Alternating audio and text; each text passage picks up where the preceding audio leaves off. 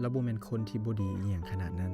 เราเพียงแต่บ่ฮู้ที่จะรักษาความรักไว้แบบใดซื่อๆข้อยเชื่อว่าเราพยายามมาหลายแล้วพยายามในแบบที่เราเป็นแต่บางครั้งข้อยก็รู้สึกคือว่าเฮากำลังเว้าคนละภาษากันพยายามเข้าใจกันแต่บ่เคยเข้าไปถึงความรู้สึกกันอีหลีจักเทื่อบ่แม่นว่าเราบ่แคร์เด้เพียงแต่ฮู้แบบความรักที่ข้อยต้องการและก็วิธีที่ข้อยอยากถูกไผจักคนหนึงเข้าใจข้อยมันก็บ่แม่นสิ่งที่เขาจะมอบให้ข้อยอย่างเป็นธรรมชาติได้เลยแต่ก็บ่เป็นหยังบางคนก็อาจจะยังบ่พร้อมที่จะรับมือกับความลึกของหัวใจของความรู้สึกเฮาบ่ว่าเขาจะตั้งใจปานใดก็อย่าหรือพยายามส่าใด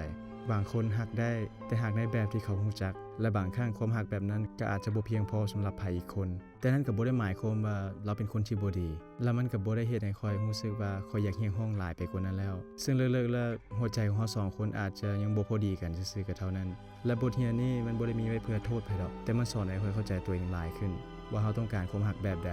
และควรยืนอยู่จุดใดของชีวิตของไผอีกคนหนึ่งบางความสัมพันธ์มันบ่ได้จบลงเพียงเพราะว่าไผผิดไผถูกแต่มันจบเพียงเพราะว่าเฮาไปนำกันได้ไกลส่าใดและเมื่อข้อยอยากเดินต่อไปข้างหน้าข้อยบ่ได้อยากเดินต่อไปด้วยความโกรธแค้นแต่ข้อยอยากย่างไปด้วยความเข้าใจเพราะว่าการเติบโตมันบ่แม่นการโทษอดีตแต่มันคือการที่เฮาต้องขอบใจมันที่มันช่วยคัดกรองคนที่บ่สามารถย่างไปต่อกับเฮาได้ในระยะยาวๆและจักมื้อนึงเฮาจะเจอความรักเจอคนที่รักเฮาแล้วก็เว้าภาษาเดียวกันกับเฮาแหละ